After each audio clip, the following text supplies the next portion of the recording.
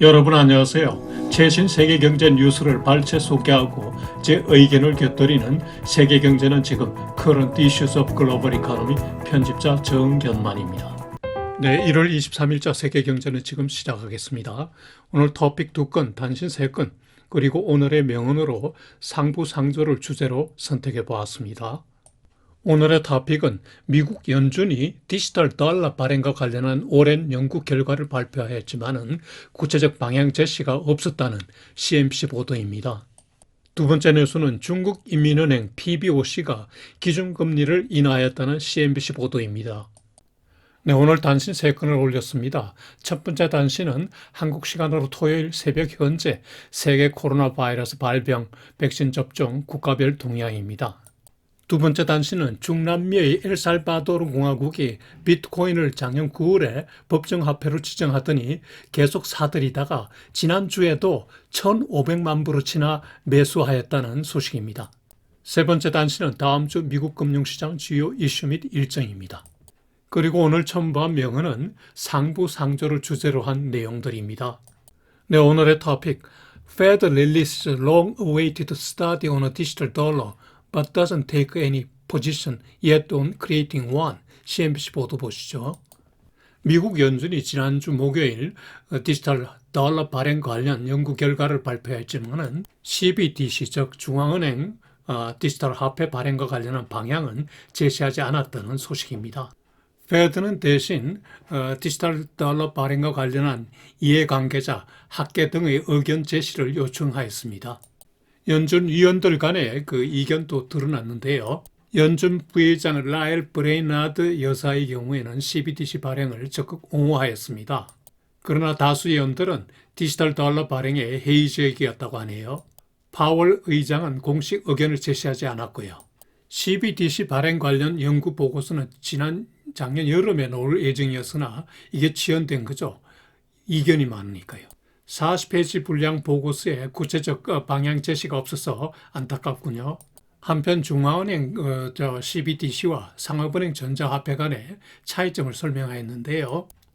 CBDC는 연준의 부채이기 때문에 개별 은행의 부채인 상업은행 전자화폐와 달리 디폴트 위험이 없기 때문에 이자를 지급하지 않게 된다고 하네요.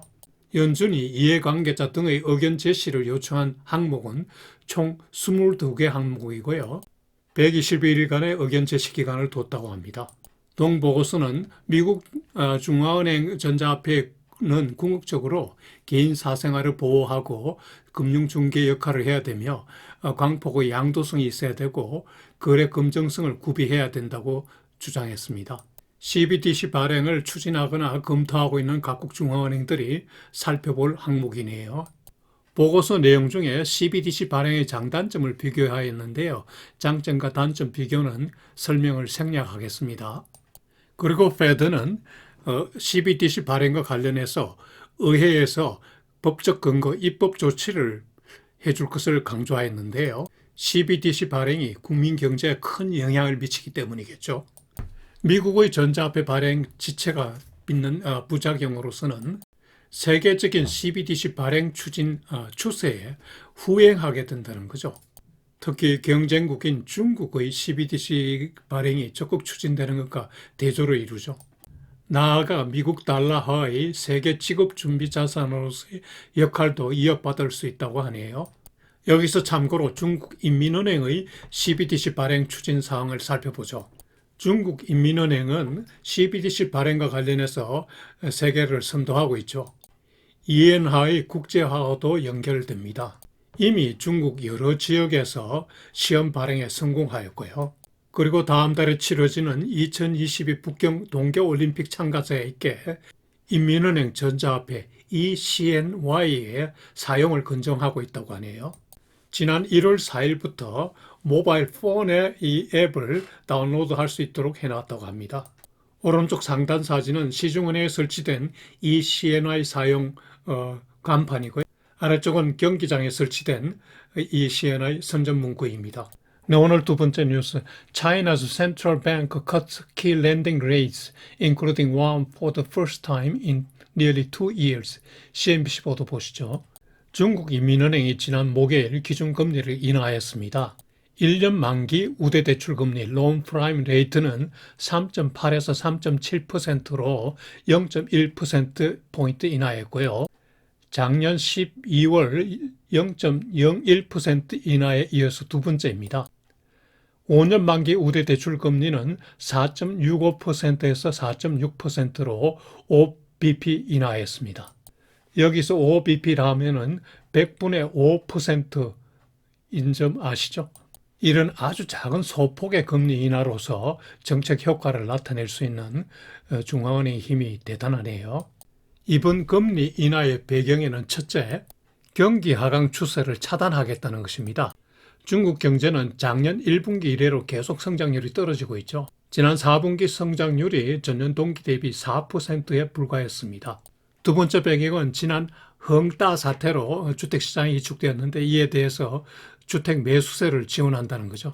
그리고 기업 및 가계 이자 부담을 완화시키겠다는 것입니다. 여기서 참고로 중국의 그 우대대출 금리 제도에 대해서 알아보면요. 이 우대대출 금리는 중국 인민은행의 기준금리 역할을 합니다. 은행들의 기업대출, 가계대출 금리 산정의 기초가 됩니다. 18개 주요 은행에서 이 금리를 보고하면은 이를 평균해서 매월 20일 날 아침에 고시하죠. 물론 인민은행의 장단기 대출 금리에 영향을 받죠. 현재 1년 만기 우대 대출 금리는 대부분의 대출 금리에 영향을 주고요. 5년 만기 우대 대출 금리는 주로 주택담보대출 금리에 영향을 줍니다. 향후 인민은행은 완화적 통화정책을 상당 기간 더 실시할 것으로 전망됩니다. 작년 12월에 실시했던 지준율 인하 조치도 또 추가로 할 수 있고 다양한 정책 수단을 활용하겠죠. 무엇보다 인민은행은 완화적 통화정책 여력이 있습니다. 외국과 달리 코로나 바이러스 사태도 빠르게 극복해 작년 상반기에는 경기 과열 우려도 나와서 긴축 노력도 했죠. 그러니 이제 완화적 통화정책 여력이 생긴 거죠.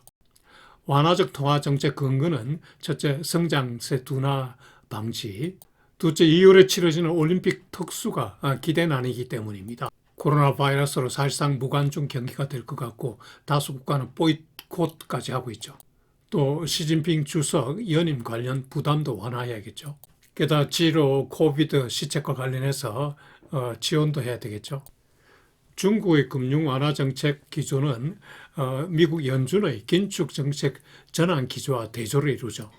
당분간 양국 정책의 디커플링 현상은 지속되겠죠.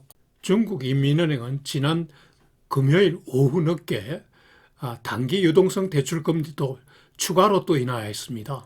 이 내용은 다른 기사에서 인용한 건데요. 중국 인민은행은 시중은행에 제공하는 중앙은행의 단기 콜금리를 10bp 인하했습니다. 1일물 콜금리는 2.95%, 7일물은 3.10%, 1개월물은 3.45%로 각각 인하했습니다. 시중 유동성 지원 목적이죠. 네, 오늘의 첫 번째 단신, 한국 시간 토요일 새벽 현재 세계 코로나 바이러스 발병 상황입니다. 세계 총 확진자 수는 3억 4,053만 4천 명으로 전주 대비 6.8%나 증가했습니다.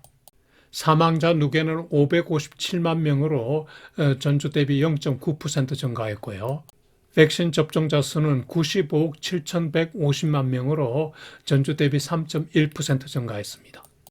확진자 증가세가 전주 대비 6%를 넘은 게 벌써 3주째 계속되네요. 지난주 확진자 증가세가 6.8%에 비해서 사망자 증가세가 6.9%에 그친 것은 오미크론의 감염률은 높지만은 치명률은 낮기 때문이겠죠. 국가별 확진자 순위는 지난주와 똑같습니다. 미국, 인도, 브라질, 영국, 프랑스, 러시아, 터키, 이탈리아, 스페인, 독일, 아르헨티나, 이란입니다. 미국의 경우를 보면 확진자 누계가 6,820만 명으로 미국 인구의 20%를 살짝 넘었습니다.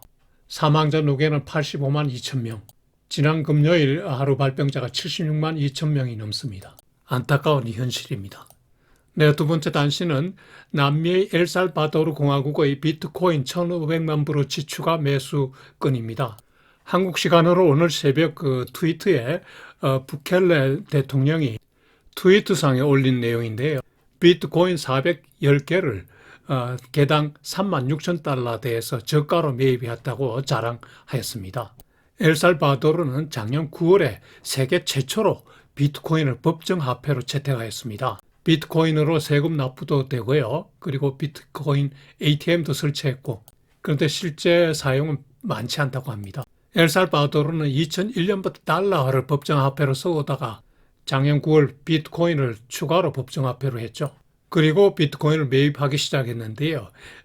이번에 매입한 것까지 합해서 총 1,801개, 6,600만 불 상당의 비트코인을 보유했네요. 아시다시피 비트코인 시세는 작년 11월부터 크게 하락했는데요. 금리 상승에 따른 기술주 급락과 연동되는 거죠. 작년 11월 최고 시세 때 68,789불까지 갔었는데 지난 금요일 살짝 반등했음에도 36,653불입니다. 고점 대비 46.7%나 빠졌네요. 제 생각에 비트코인을 법정화폐로 삼고 재정으로 사들이는 것은 국가 경제를 도박 게임화하는 듯이 보이네요. 대통령이 국가 경제를 마음대로 실험하고 있다는 느낌도 듭니다. 네, 세 번째 단신, 다음 주 미국 금융시장 주요 이슈 및 다이어리 보시죠. 다음 주에는 무엇보다 연준 FOMC가 화요일, 수요일 개최됩니다. 금리 인상과 관련 어떤 가이던스가 나올지 관심이죠. 다음 주에는 또 기업 실적 발표가 아주 많습니다. 다우 30 지수의 반 정도, 그리고 애플과 마이크로소프트 등이 발표합니다. 주요 경제 지표도 많죠. 4분기 GDP가 목요일날 발표되고요. 그리고 연준이 관심을 많이 갖는 개인 소비 지출 물가 지수 PCE가 금요일 발표됩니다. 여기서 참고로 지난 크리스마스 이후 기술주가 15% 조정을 받았습니다. 국채 수익률 상승 여파에다가 스테이홈 대표업체인 넷플릭스의 전망 악화가 나왔기 때문이죠. 올해는 기술주, 경기순환주, 그리고 자산가치주의 포트폴리오 배분을 어떻게 가져갈지가 중요하다는 생각이 드는군요. 요일별 일정은 표를 참고해 주시기 바랍니다. 네, 여러분, 다음 한 주도 즐겁고 보람차게 지내시기 바라며 첨부한 오늘의 명언을 감상해 보실 것을 권해드립니다.